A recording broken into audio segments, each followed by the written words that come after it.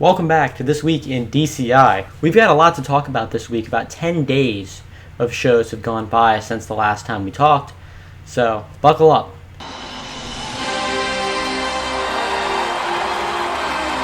The Academy had about a week that you would expect from them.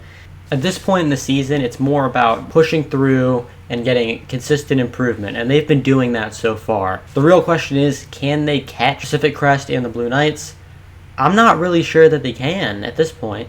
Crazier things have happened for sure, but right now, the lead is only getting further and further. When taking a look at their scoring from their recent performance in Colorado, they consistently placed 7th in everything. Their general effects score kept them down pretty far and was ultimately probably the biggest deciding factor on why they did place 7th here. Obviously, we'll have to watch the growth throughout the entire season, but right now they're going to need to have a massive surge in order to maybe squeak out a finals appearance.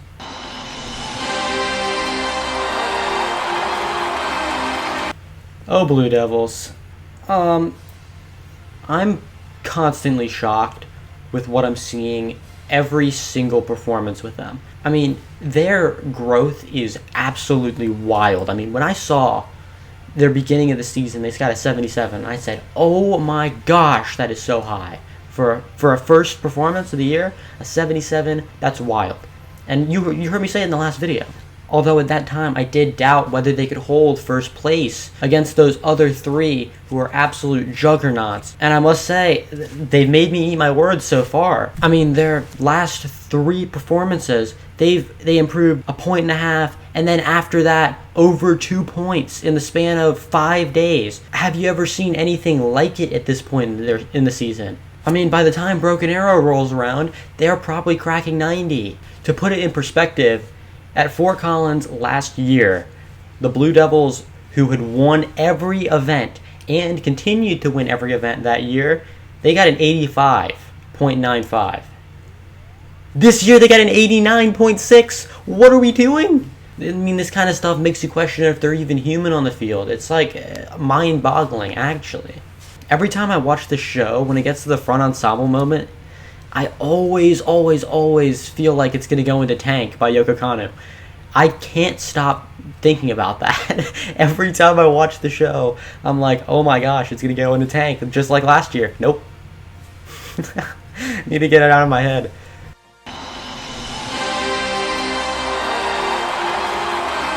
The Blue Knights are another one that are borderline finals that can maybe get it if they make a push. Right now, they're competing with Pacific Crest, who they've competed against many times this year already. And they've come up short by multiple points, so I don't know. Overall, their show is doing very well right now. They just need to kind of add on to it more. You know, I want to see more than what they're doing right now. But overall, we've seen pretty good growth from them throughout the year so far.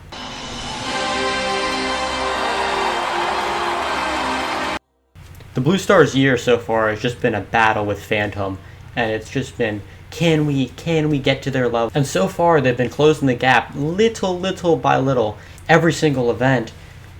My worry is it may not be enough at this point in time to get there with how little they're closing the gap each event. Looking more into the bigger picture, the Blue Stars are also very close with the Cadets right now. So we'll see how that goes.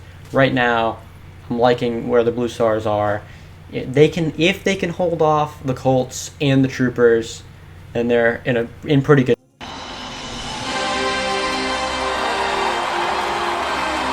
The Blue Coats week is mainly focused on taking first place against Carolina Crown, which they did in Little Rock. Blue Coats managed to take GE and music to end up beating Carolina Crown. Personally, I liked where the judges scored at Little Rock. I liked Blue Coats' total sound and percussion sound more than I liked Carolina Crown's sound. And I would have said Carolina Crown's brass I would have had slightly ahead, which is where they had them. Visually, the Blue Coats were very close to edging them out. So we'll see where that leads down the road. And especially where that leads to tomorrow night in Broken Arrow. But overall, the Blue Coats really didn't do too much this week. They won both comps they went to. I mean, that's kind of all you can do.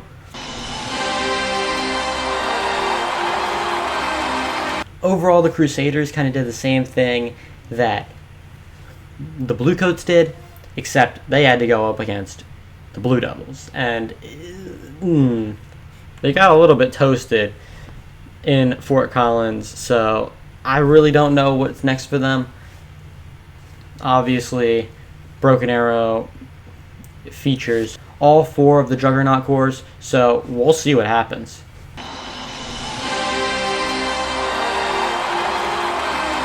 Carolina Crown only did 1 event since this week in DCI, so I don't know. From the scoring, like I said, when we talked about the Bluecoats, they did win brass music, and they also did win total visual. But when we look at the general effect for Carolina Crown, they won both judges' performance, yet they lost total because their repertoire was not as strong, which was interesting to me, to say the least.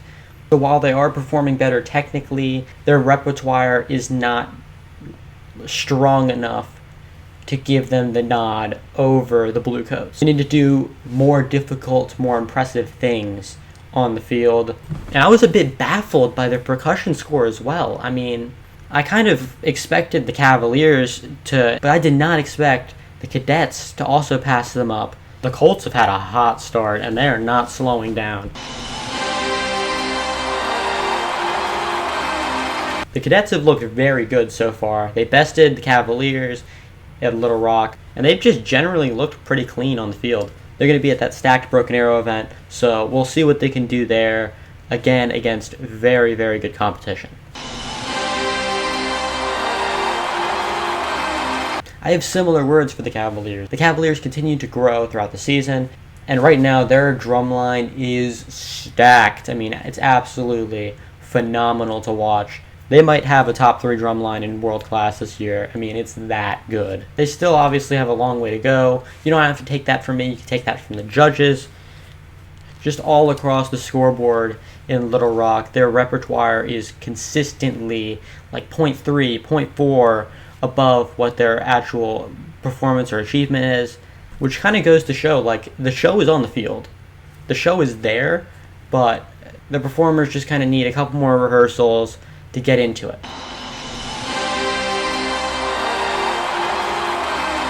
The Colts have had a hot start, and they are not slowing down. We haven't actually gotten to see them head-to-head against the Troopers since the 12th, but I'd have to anticipate that they're at least closer than they were since the last time that they faced off. I've really been impressed with the Colts drumline, and overall, this week they have killed it.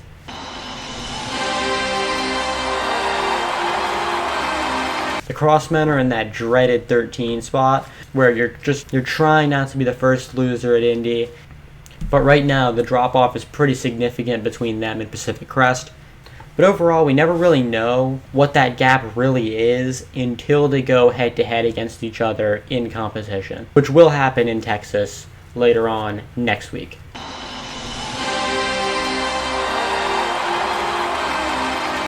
This week was a weird week for Genesis. I mean, somehow they dropped nearly an eighth of a point.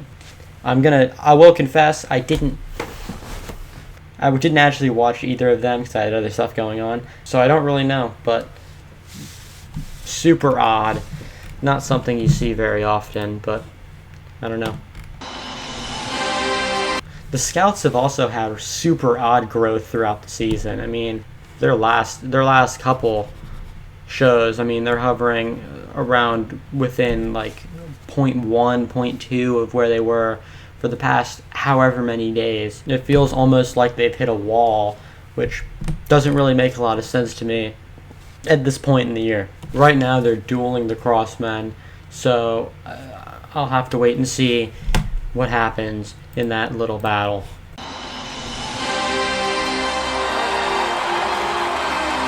The Mandarins have been dueling for top 5 with Phantom throughout the entire year. Right now, they're looking like they're probably going to push over the edge, but we'll have to see. Like I said before, we really don't know until they face off. They will face off in the Southwestern Championships in San Antonio on the 22nd, which hopefully should be the day I post. We'll see. They've been lights out this year, though. Although the gap is still ginormous between them and the top four. They're still just working their way up. I mean, if you just showed me their graph, it looks like a line with like a little bump. That's kind of it. I mean, they're just progressing. Quietly progressing. That's all you can really ask for. Music City has also had some odd development, shooting up multiple points from Macon to Douglasville, and then maintaining that and even growing on it throughout. Right now, they're going into Texas ready to kind of try to break through into the top 15 and maybe go even further from there.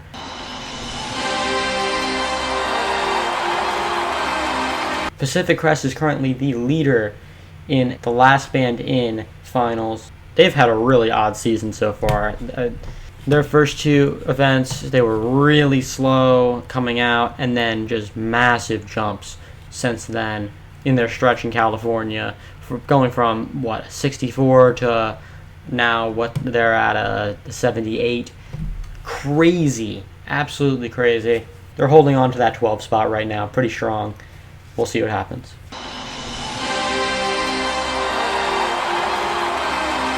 Phantom is currently on a tear this year with a great season. They're going to have to try to continue it at Broken Arrow and in Kansas before we go to Broken Arrow.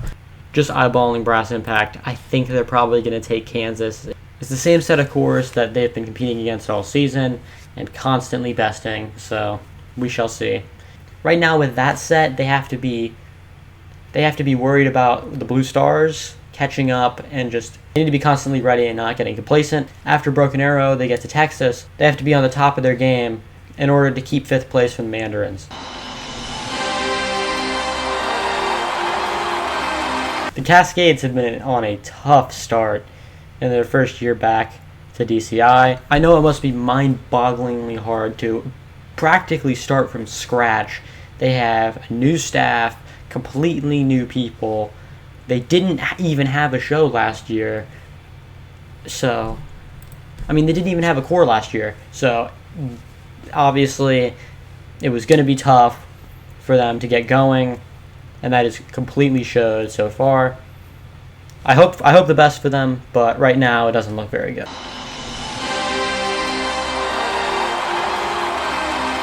Spirit of Atlanta is another corp that is gunning for that 12 spot, but based on Arkansas's results, there is a massive drop-off between them and the Cavaliers and other corps around them, like the Cadets, the Troopers, and the Colts, so it's going to be very hard to get up to that spot. But they've shown some great improvement throughout the year. The Troopers are proving all their haters wrong from last year who said that that was a one-time fluke thing, and they are just curb-stomping that theory into the ground. They had an amazing week. They separated the gap between pretty much everybody except the Colts.